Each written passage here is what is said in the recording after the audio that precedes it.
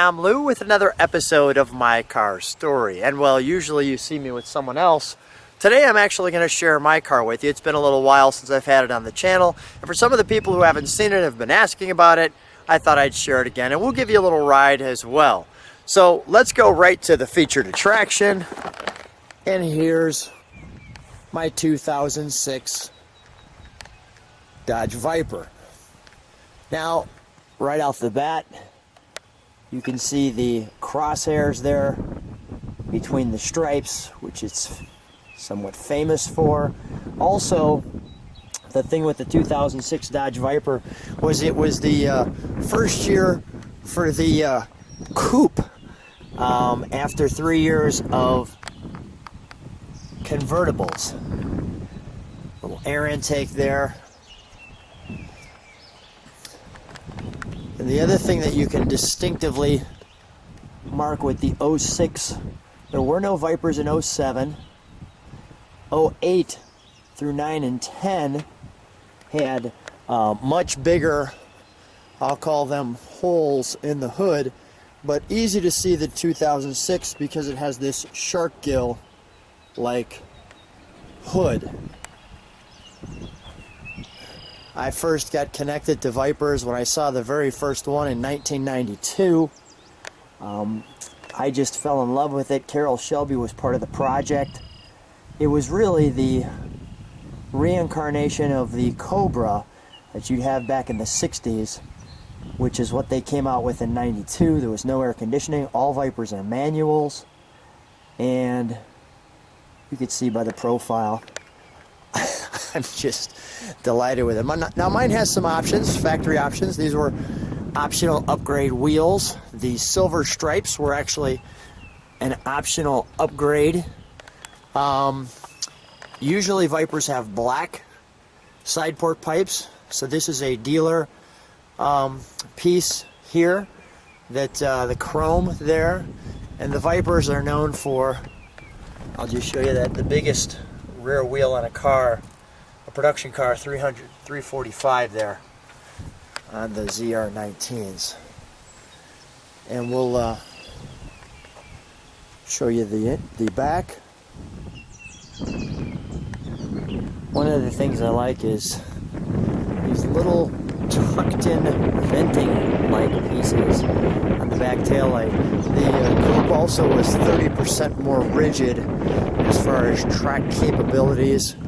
You have these huge diffusers. You can really see the width of the tire there. We'll show you what the brake light looks like, and there's how the little Viper lights up.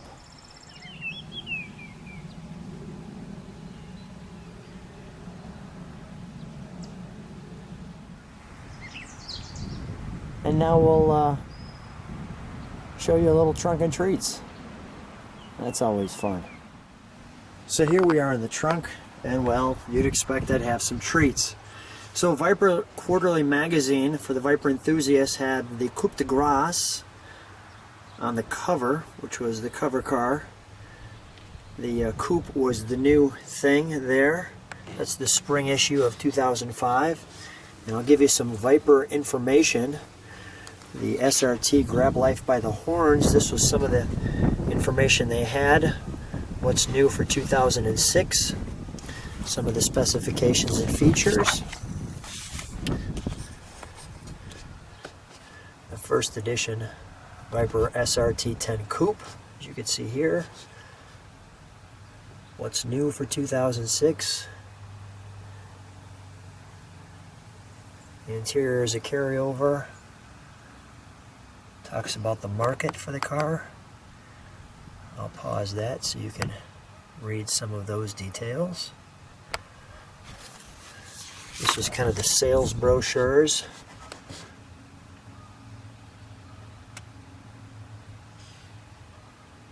Safety and security. Pause on that. Performance, 510 horsepower, 535 pounds of torque. The cast aluminum 4-wheel independent suspension, the Tremec 6-speed. Here's the colors. Some of the things that it includes.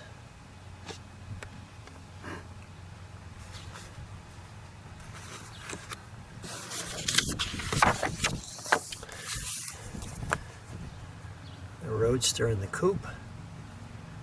There's your packages. The Roadster and the Coupe. Detailed information.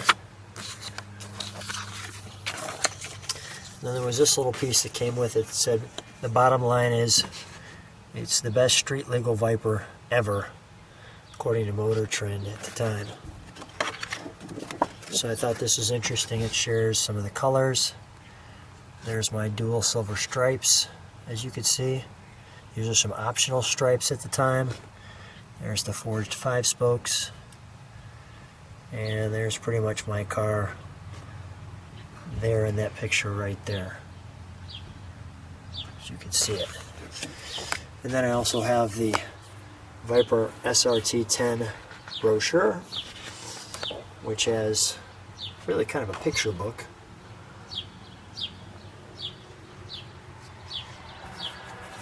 And you can see they show a racing Viper, Viper in competition, the red Roadster, the ultimate American sports car, the Dodge Viper SRT 10 Coupe,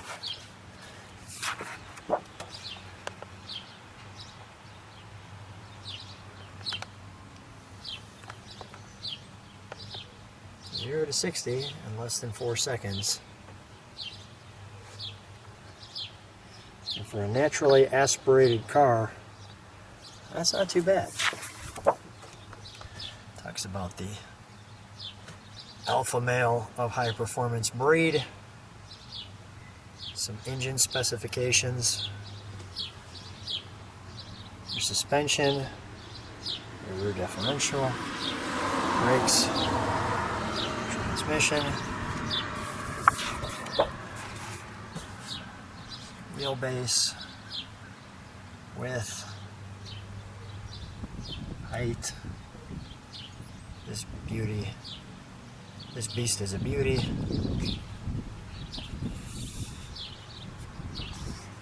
Kind of a cool shot there.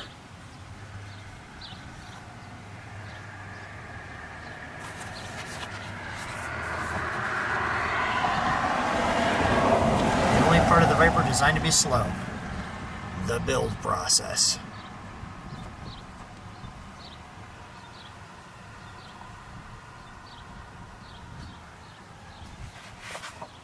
This is the counter assembly plant and the end. So let me take you to the interior. And how did I get the Viper is kind of an interesting story. I like those vents right there, letting out hot air from the engine. So I ended up receiving this car. I've wanted one since 1992. I didn't get this one until 2012. And one of the interesting things about this is that I ended up trading a sports card for my sports car. Yeah, I collected some cards and they went up in some value. And I traded the sports card for a sports car. This is kind of an interesting one. Serious injury can occur. Hot exhaust pipe below. They actually call that a snake bite. If you burn you get a little mark there on that. So let me show you the overall interior. This Viper sill here is a dealer option that you can get. Usually it's all blue. And I'll show you the seats. Here's the seats. They're snug. Alcantara here. And then I think some vinyl or something. I don't know if it's leather. Maybe it's leather. Probably. Alpine. stereo system. There's the, this is actually for the door lock. Your mirror. Another speaker. You kind of fall into a Viper. Let me show you the pedals. This is for your foot. You just sit on. Then you have your pedals here. Of course, another Viper logo. Why not? One here right at you, facing you the whole time. Your gas gauge. The word Viper in the center of your tack. And you'll see mine has 25,000 miles on it. 25,000. I like the way they set the cluster up here, right along the edge. So you have your battery, your water temp, oil pressure, radar detector, your radio, the 6-speed. All Vipers are manuals. This, by the way, comes out and that lays flush. It's nice the way that kind of does that. And then you have your brake, but you got a little bit of stuff in here, but they give you another cigarette lighter, and then there's your on-off switch for the airbag, your passenger side, your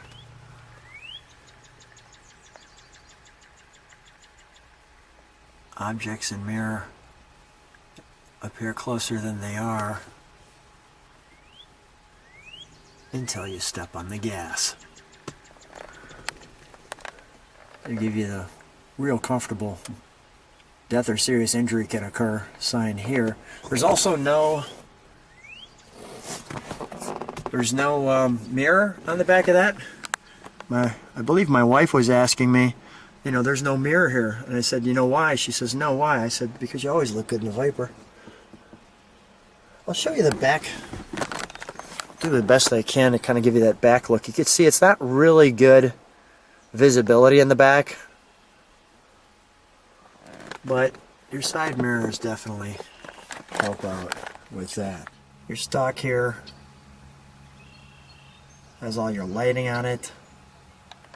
You have your hazards there, and your stock here for the wipers. Thought I'd show you the keys to the Viper, just because it's got a Viper logo on it that you can't miss. Found that keychain. Actually, I was kind of impressed with that because it's, well, my colors there.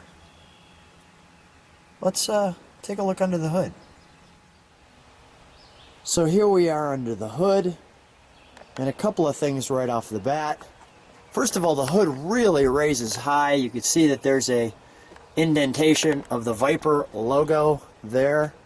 I have my intake polished. Usually it looks more like this, and the throttle body is also polished. Not many parts on a Viper you can do that to. Not that you can't polish them, but there's not like a factory chroming department. They didn't make a bunch of Vipers each year, maybe 3,000 or so. And the Viper valve covers are red.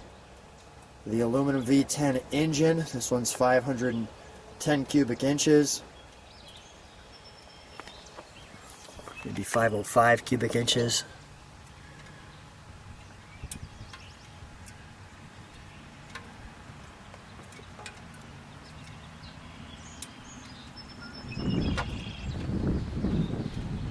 Mine was purchased from Roanoke Dodge out in Roanoke, Illinois.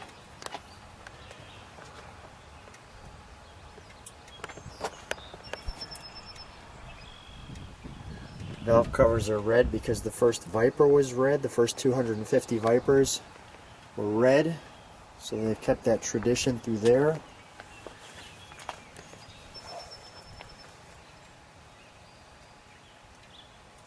And I'll fire it up.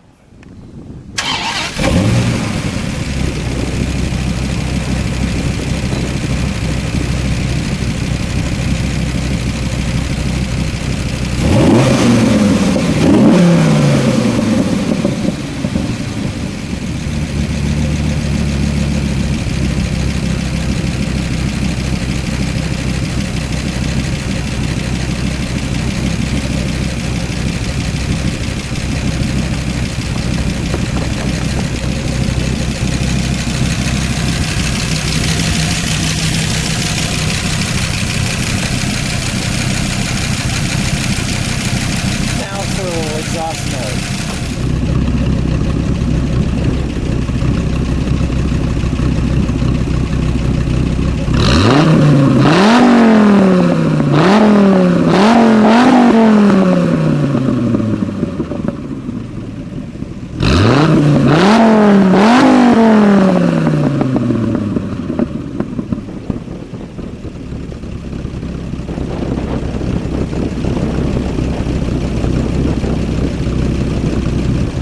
So one of the beautiful things about having a Viper is sometimes you have just a perfect day.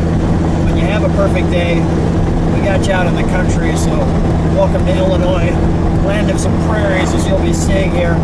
Sometimes you get a chance to, well, you know, kind of let it do what it was supposed to do. And sometimes people think, you know, do you ever get that chance to do that?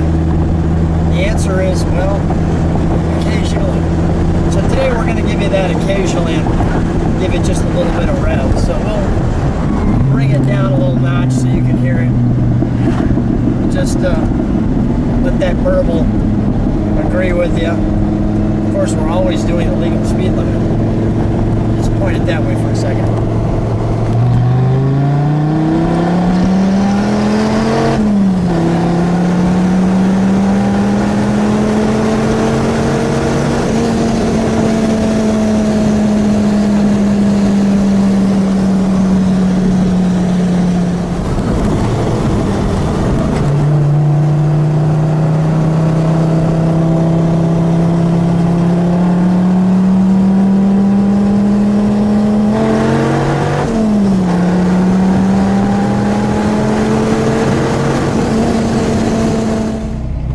Well, one of the reasons why I enjoy driving the Viper is beautiful looks, all American, hand-built made, and occasionally you get a chance to be on a perfect day. So let's take a look at the road, and God bless America.